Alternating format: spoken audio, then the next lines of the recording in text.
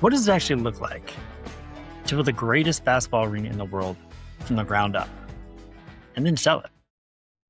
Scott Sonnenberg has spent 22 years in the NBA, first with the Chicago Bulls, where he helped turn a scrappy partnership department into a global revenue machine. But it was a call from Los Angeles and a mandate from Steve Ballmer to build something the world has never seen that led him to his role as chief commercial officer of the Los Angeles Clippers. In this episode, Scott takes us inside the Intuit Dome, how they landed a naming rights partner days before groundbreaking, why they built 3 times the industry standard number of restrooms, and how a Candy Crush partnership is literally getting fans to run back to their seats after halftime. Scott and Adam get into the Halo board, the wall, the Cabana Suites, and how it all ties back to a singular, relentless vision. Put fans in their seats, cheering, with their face as their ticket and their data powering every moment. They close the discussion with a conversation about AI and whether technology is a friend or foe of the live sports experience. And Scott's answer to those questions might surprise you. I'm Bryce Clinton, and this is the Roar Podcast.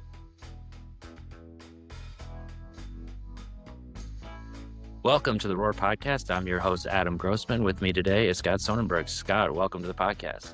Thanks. Good to be with you.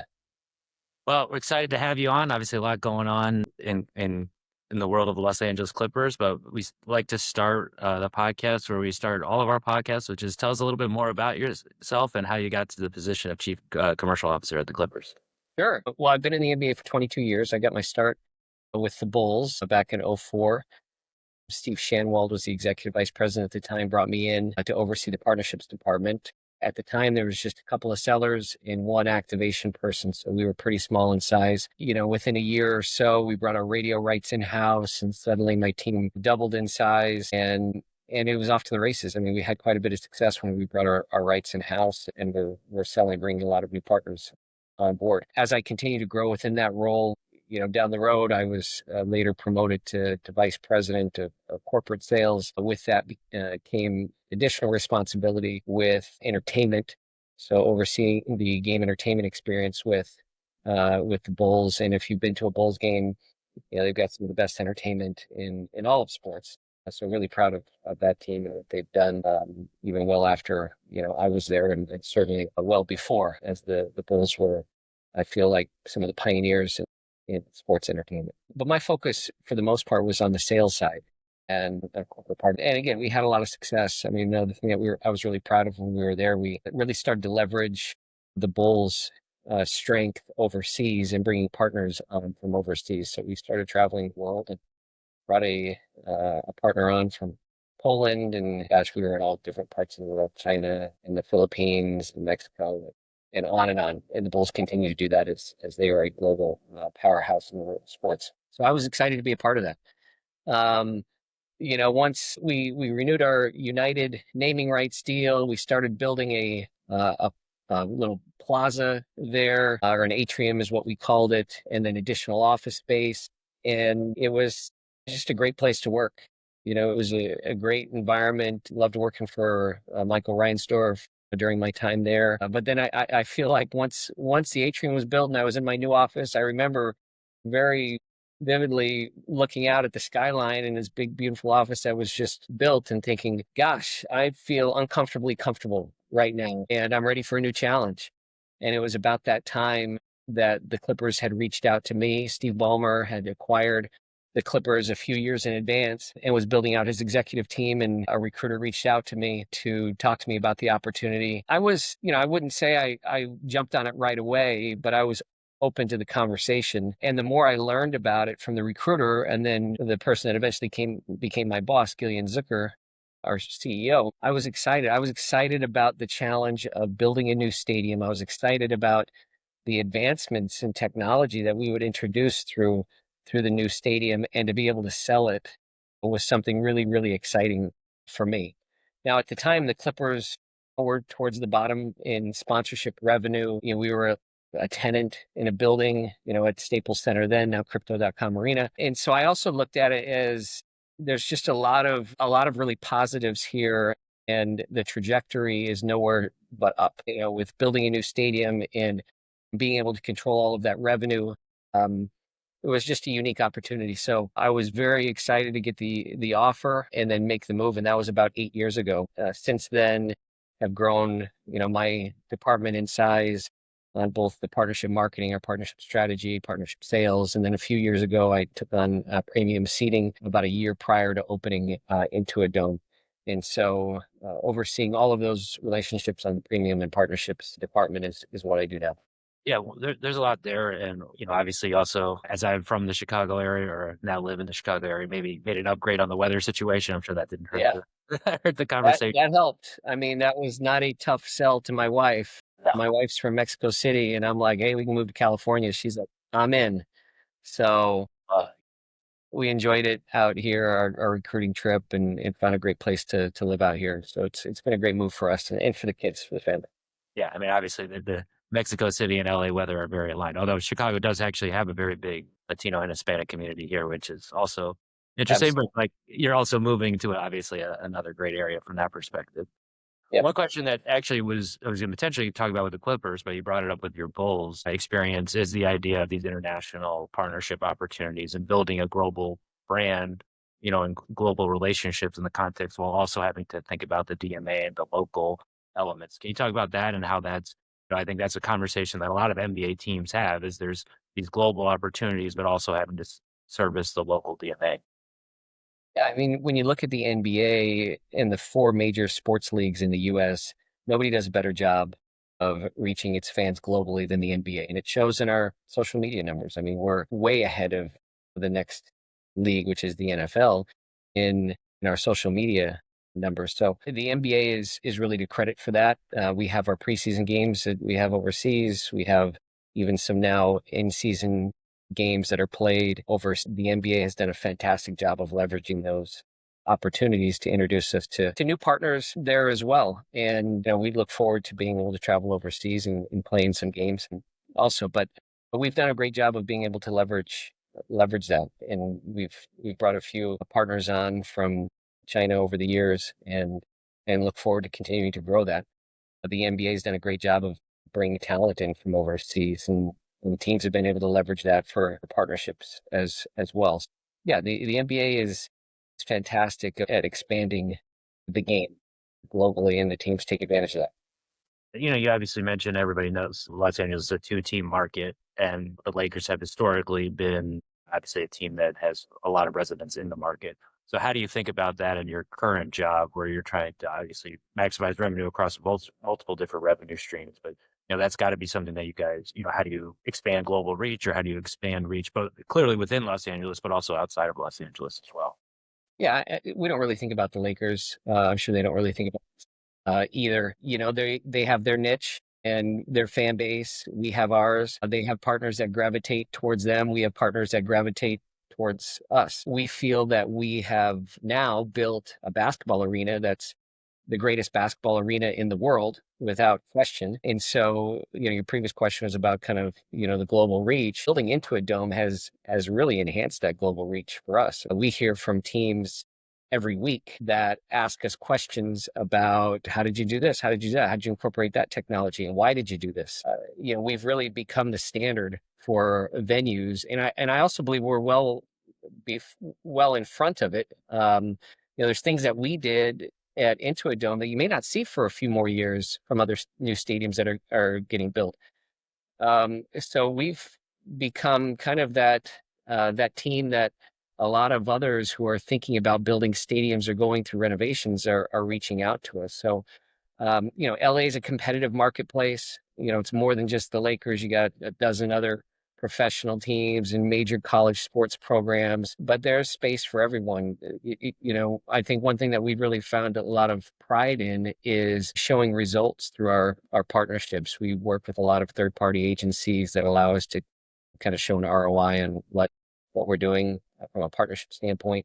We also try to create partnerships that are unique, that are one of one, that you won't find anywhere else. A little bit more about that, but yeah, there's space for everyone, and we're really proud of the team that we have here and the feedback that we get from our partners that we've brought on board. Well, you're talking a bunch of sweet spots for us on this podcast in terms of new technology, teams asking you, but I can't let, I guess, even though this is a basketball oriented podcast, can't let the pitch go by when you talk about partnerships and ROI and unique partnership opportunities. What are some of the numbers that you're seeing, and what are some of the unique opportunities that you guys are able to provide to partners? Well, it goes beyond just, eyeballs and impressions that people see. I mean, we take a lot of pride in understanding exactly what our partners are hoping to accomplish through a relationship with the Clippers. I mean, you can start right there with naming rights. We were out in the market for a few years in advance talking to potential partners about naming rights. And as a part of that, we're understanding what a partner wants and what they believe in as an organization, and do those goals align with ours? And with Intuit, they align perfectly. We wanted to create the greatest fan experience in the world in sports. Intuit is trying to create the greatest customer experience for small businesses. We wanted to utilize technology in order to deliver that. Intuit is trying to maximize technology in their space to be able to deliver great customer service and great results for those people that use their platforms. Sustainability is a hot topic with every organization, or if it's not, it should be. Steve Ballmer, to my knowledge, contributes more towards sustainability efforts than anybody else in the world. And that says a lot about how important it is for him in building a stadium, that he wants to be able to make an impact on the environment as a result of that stadium being built. So, Intuit Dome is 100% solar operated. We've got massive batteries that allow us to store the power that we generate from those solar panels in those batteries that were built for us, and we can even operate in a 4-hour blackout in Los Angeles if we needed to. It goes all the way down to the concrete that we poured. The concrete that we poured was better for the environment than traditional concrete. Now, it was significantly more expensive, but that was just kind of some of the things that were on our minds when we were building Intuit Dome. We wanted it to be all about sustainability. There's no gas running through the building. I mean, it's 100% electric. So all of those things were important to us. And when we told Intuit about this vision that we have, they're like, well, sustainability is important for us too. That's a story that we want to be able to tell. So there was just a lot of synergies between us and them that allowed us to create a partnership around it and be able to tell the stories that we both want to tell. And I think that's what makes a great partnership, is when you have those synergies and can tell stories together because your values are aligned. Yeah, I mean, obviously, people know this podcast is a numbers and quantitative driven podcast that we talk a lot about numbers and data, but narrative is really important. And one of the things that we like to focus on or talk about is numbers and narrative, and aligning narratives. And the companies that live their values and organically can talk about their values through the partnerships is really important. So I think whether it's Intuit or some of the other partners that you have, what when you talk about having the best arena for fans, I think it's really interesting, all the things that you've done. Again, I want to dive into that, but explicitly for the partnership perspective, when you're saying we're developing the best experience for fans, how does that come through from a partnership perspective? Are partners really seeing all the stuff that you're doing and engaging with what's happening inside the venue? Yeah, well, they help deliver it. They help deliver that great experience. So I'll kind of take you through the experience at Intuit Dome, and include some partners and how they help bring it to life. What's different about Intuit Dome is everybody has to have their own ticket. So we control the identity of everybody that comes through the building, and that's through our relationship with Ticketmaster. Now, that wasn't an easy relationship to navigate. Now, we have Ticketmaster's fantastic, but we were asking them to do something that hasn't been done before. Because in a typical venue, you may download the Ticketmaster app and then your ticket sits there. At Intuit Dome, you're actually downloading the Intuit Dome app. Everybody's got to have their own ticket. And the reason why is we want to tailor that experience for each individual fan. So when you download the app and you set up an account, you set up your Gameface ID, and your Gameface ID becomes your ticket to get into the building. It becomes your credit card to buy things. You walk into a concession stand, it recognizes you, the gate opens, you grab whatever you want, and you go sit down. It becomes your ID as well. If you'd like to purchase alcohol in the building, your Gameface ID allows you to do that. So once you download the app, and it takes 90 seconds, and you put everything in there, you can then navigate your way around Intuit Dome without having to take out your phone, without having to show anything. You can just walk seamlessly. And when you're sitting in the venue and you want to go grab something to eat, you just go and grab it. The gate opens and you don't have to wait in a line. You don't have to get out a credit card. You just seamlessly do it as if you're sitting in your own home. Steve explained it when we were talking about the vision for Intuit Dome. He said, I want people to come to Intuit Dome and experience the game as if they're sitting in their own family room with 18,000 of their closest friends. Now, what does that mean? Well, if I'm sitting in my family room and I want to go to the fridge and grab something to drink, I just get up and grab it.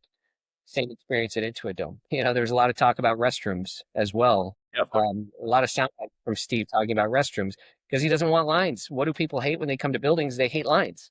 Yeah, well, I just to stop you on that point, that is something that one of the common things we talk about from a data perspective is the gap analysis. And frequently, people rate what's important versus what actually is working. One of the highest gap analysis that you see consistently is restrooms, both in terms of wait lines, in terms of, there's a lot of different things about restrooms. So I actually shared his enthusiasm about restrooms because that is the number one thing that you can really be optimized, or one of the number one things. Just wanted to put that in there, that I am actually very supportive of that. Yeah, absolutely. Everybody is. It's one of the pain points that people have when going to venues. They don't want to wait in line because you're waiting in line, you're missing the action. And our biggest thing was we want people in the bowl watching the game without having to wait in line. So how do we solve for that? We actually didn't need technology to solve for that. We just added multiple restrooms in the building. We have 3 times the number of restrooms that you would find in a typical venue. Yeah, I think that's also a good point. Is just like technology isn't always the way to move things forward, right? Exactly. In this case, it's listening to the fans, understanding what fans would want, and driving them back to their seats, which is obviously Steve and the whole organization's goal. One thing you mentioned earlier, and I want to bring it back to the point of entry and using your face and all, downloading the Clippers app. You mentioned that other teams are reaching out. Clearly, besides the toilets, probably the number one thing that people talk about from a fan experience is the entry and is this experience with Ticketmaster. Is that the thing that people are reaching out to you the most about? Or is it something else inside the arena? Because it is novel and it is something that, it certainly is one of the things that I'm most interested in when I think about the Intuit Dome. Yeah, that's certainly at the top of the list. We incorporated technology in the building, just not for technology's sake, but to enhance the game experience, to eliminate lines. And so questions that we're hearing from venues are, what partners did you use and why did you choose them? Because in every one of these areas, we've got multiple partners to choose from, and they're not always driven by sponsorship. We ask that each of these partners do a sponsorship of some level with us as a part of the relationship. But if the technology of one is better than another, we are always lean towards the better technology because it really is all about the fan experience.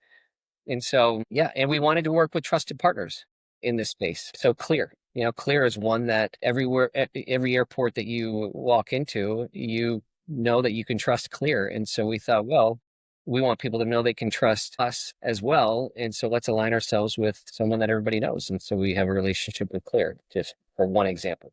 And then there's multiple others.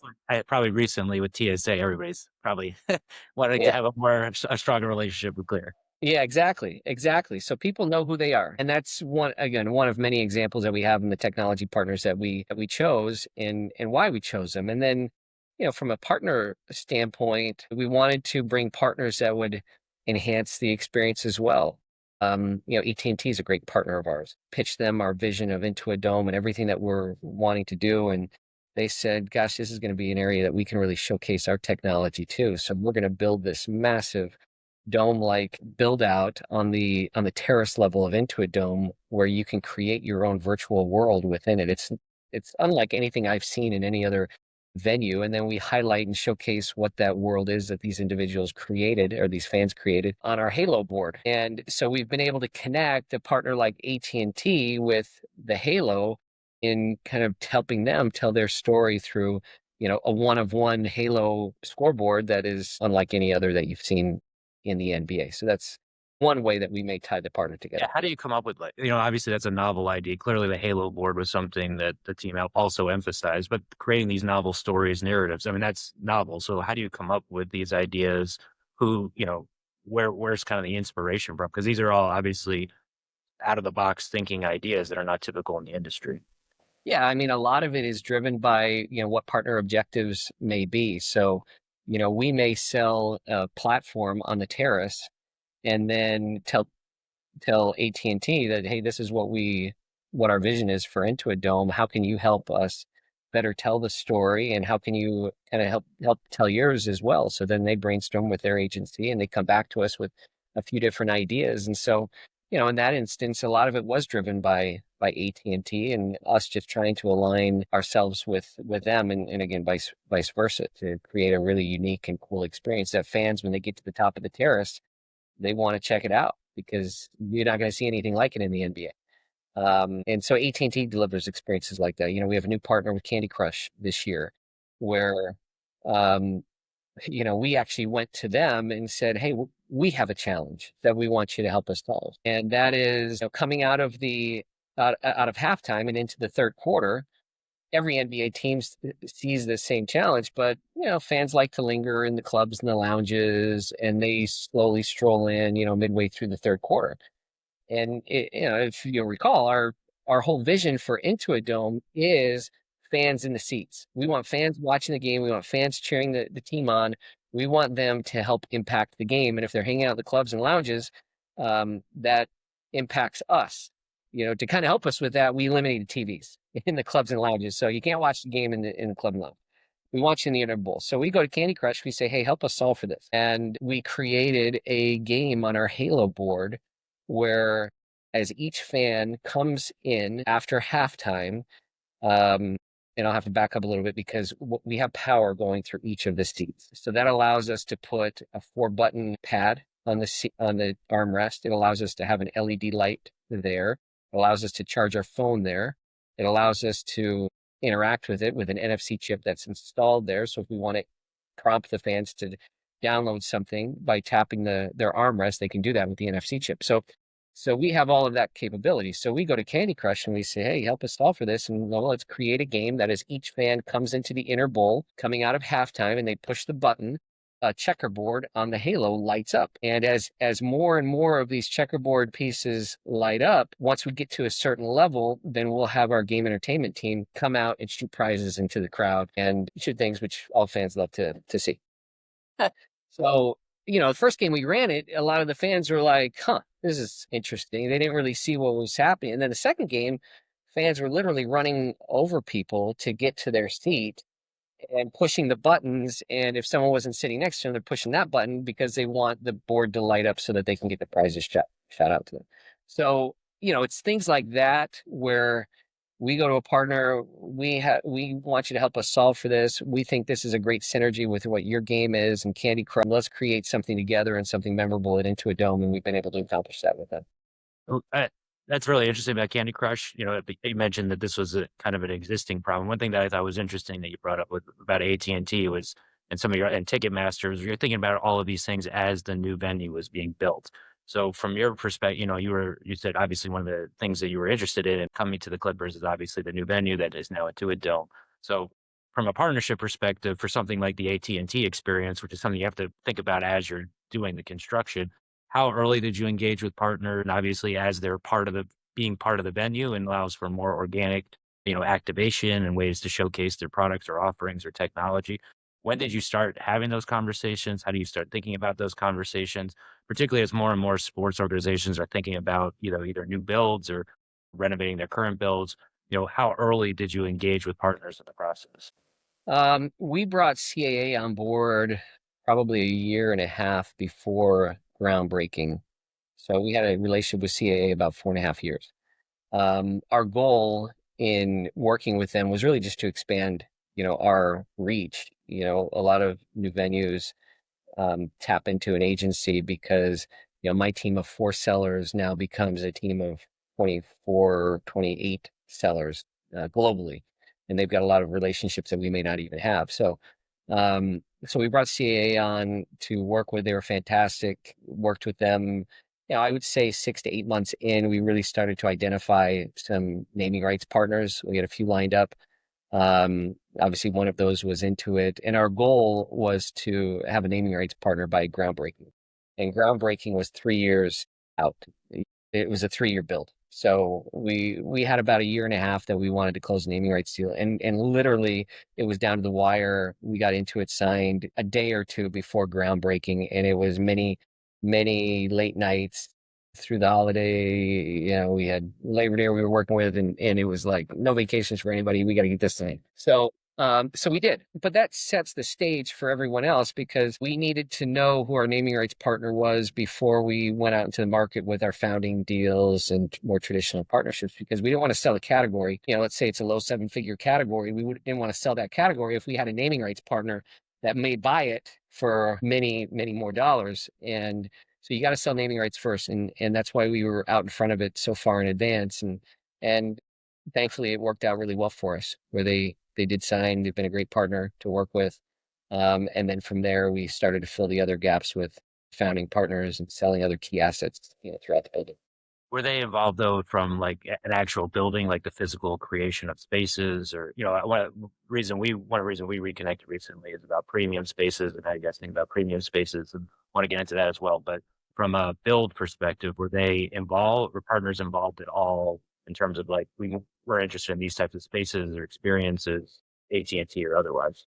Yeah, with all of our partners, we make an introduction to our chief technology officer. And in most cases, those partners, we find something that we can utilize through our partners. So it is an organic partnership. It's not just a sign that we're putting up or a promotion that we're running.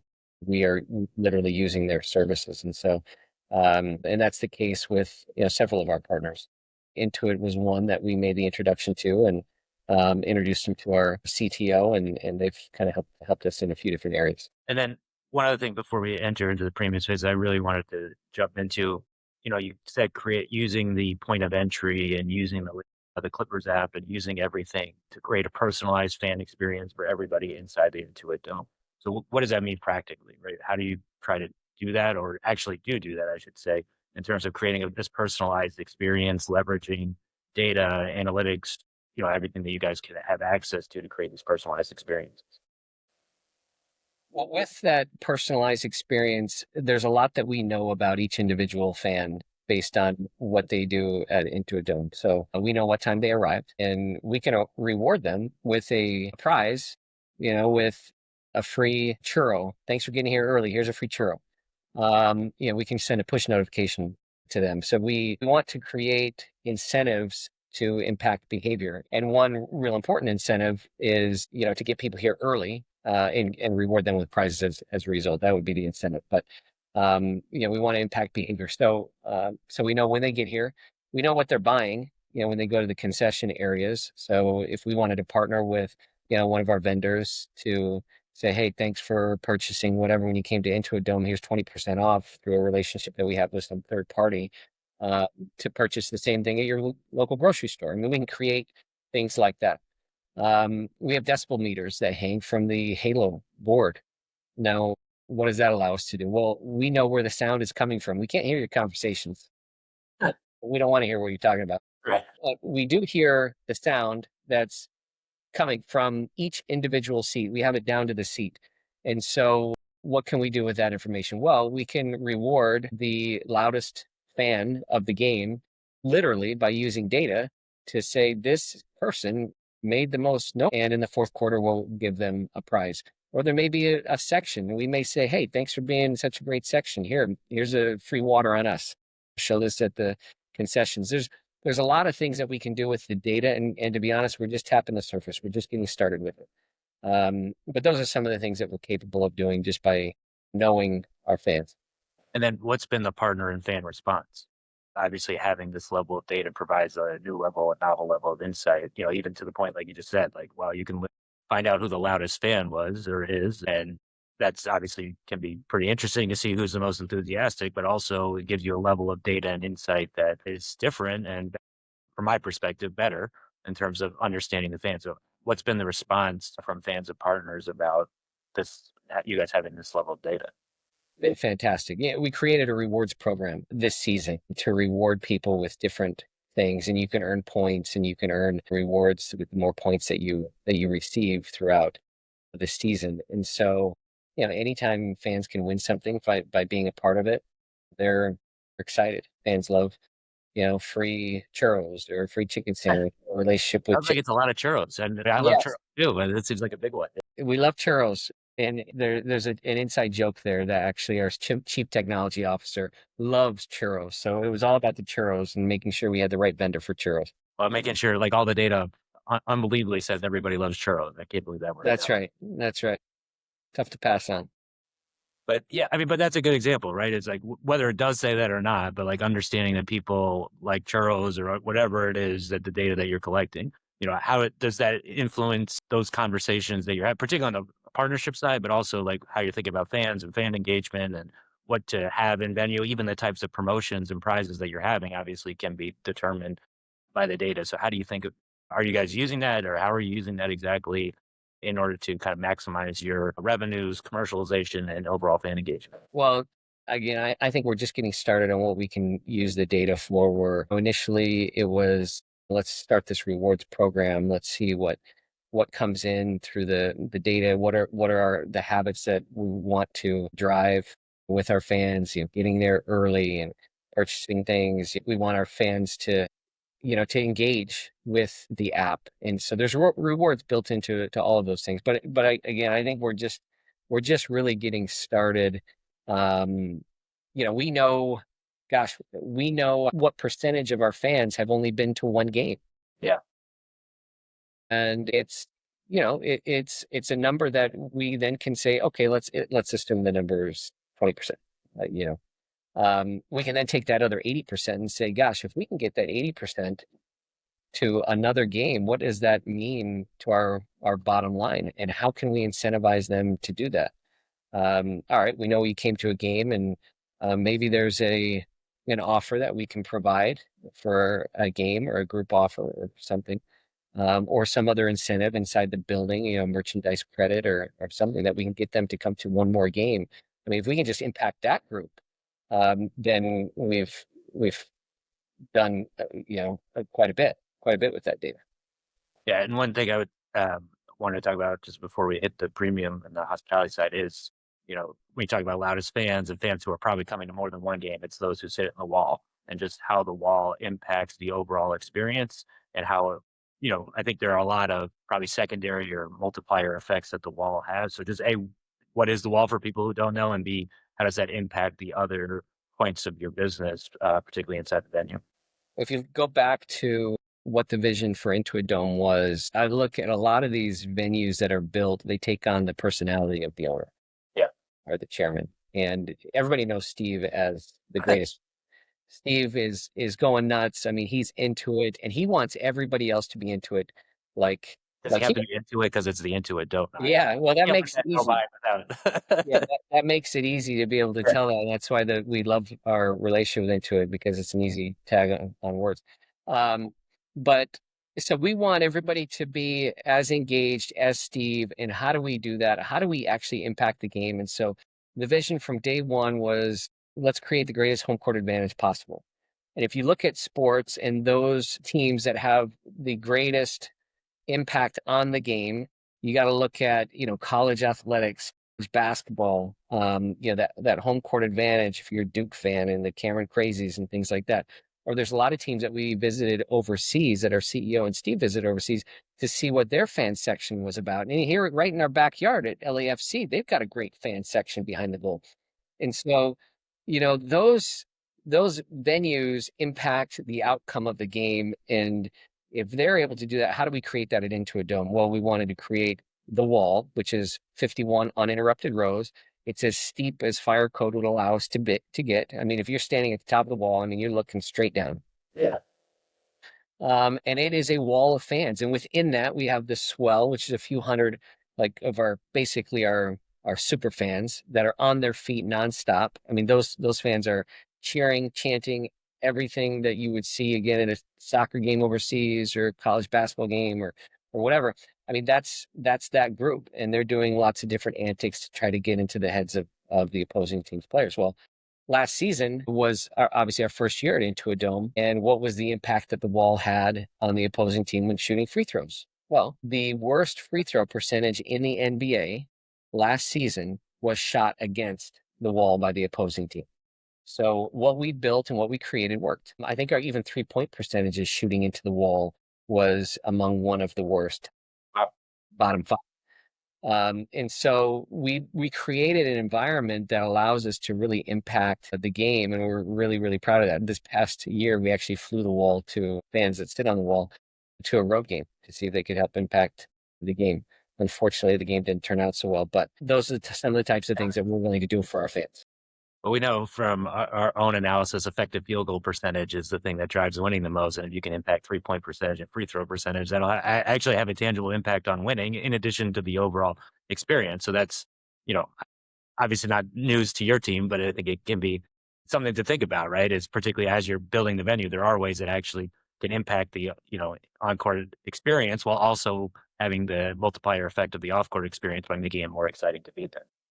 And then to one of the other things, though, on the other side of that, on the flip side, is the premium experience and how you think about premium and how you create.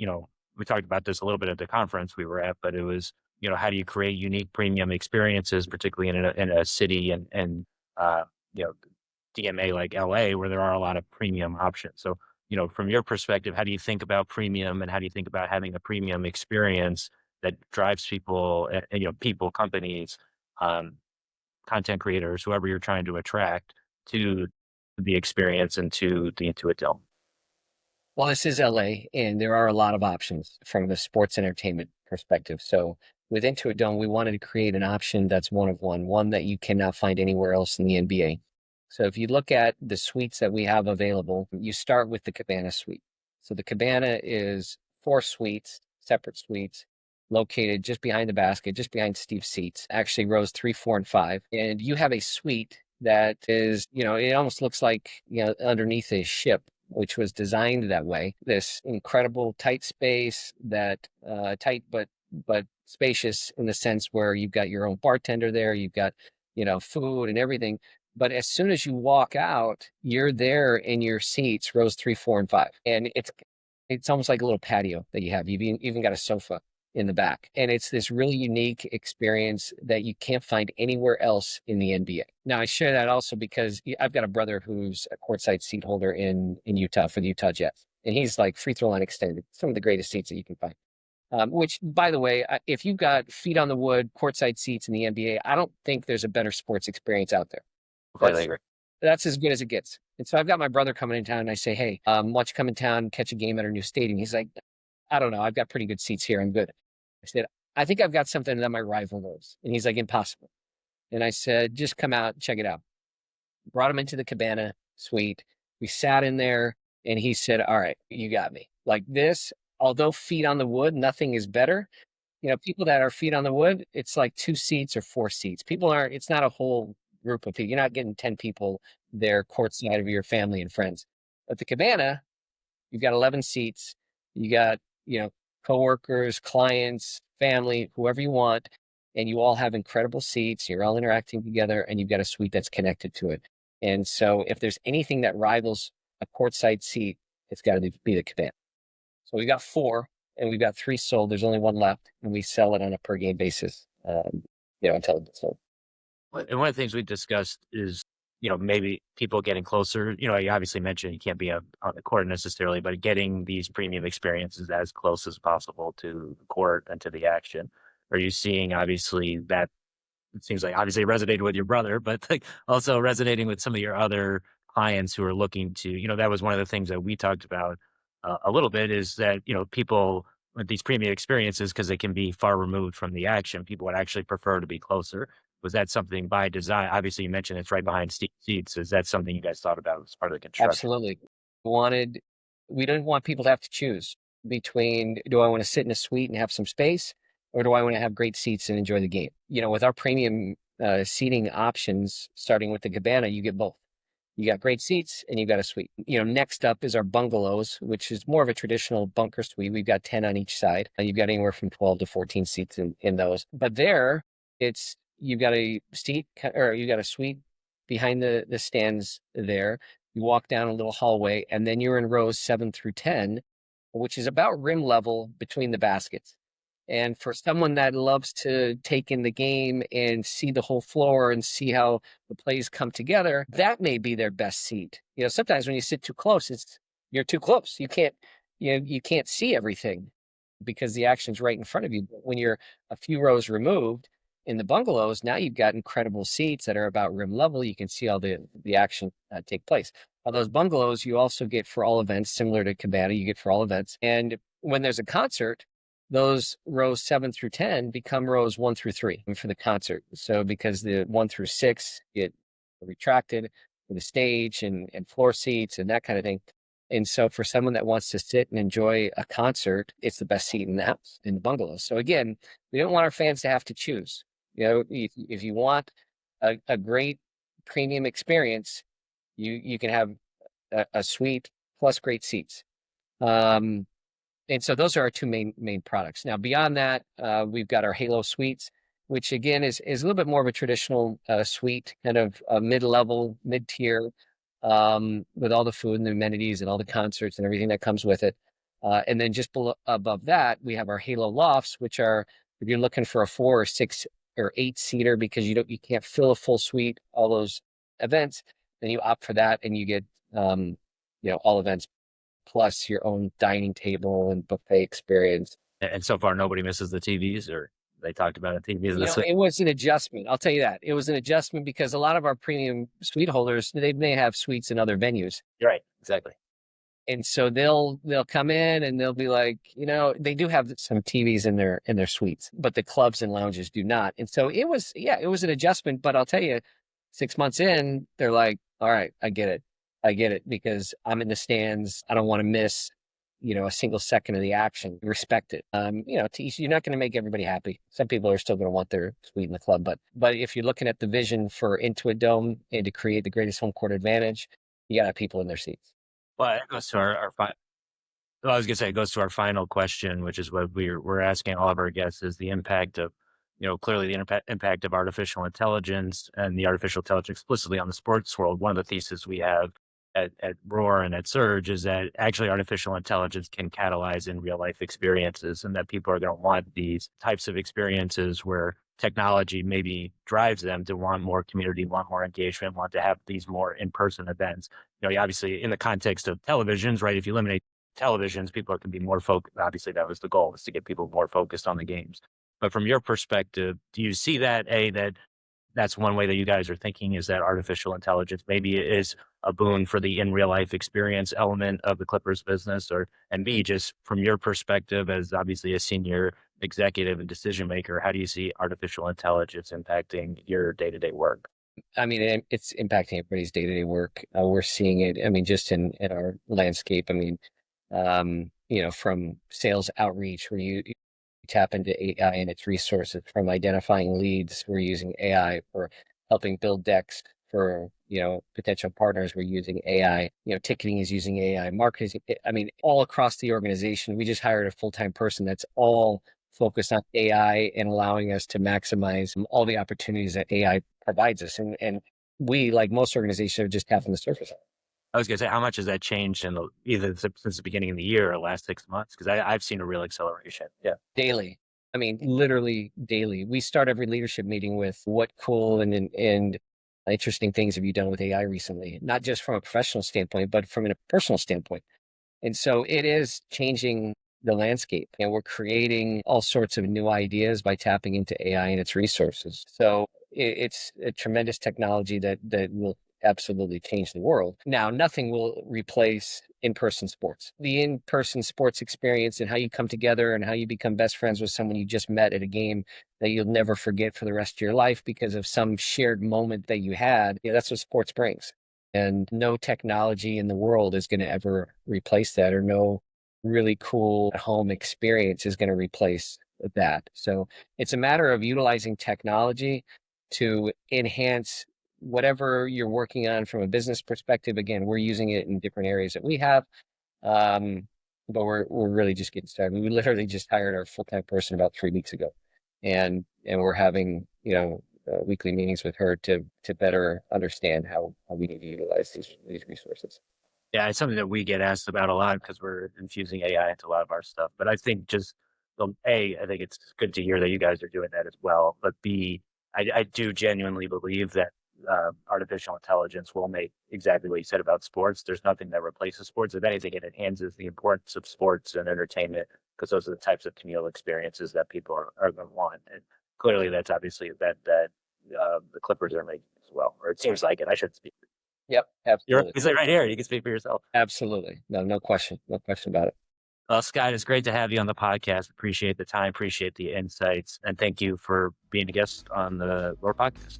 Glad to do it. Look forward to seeing you again.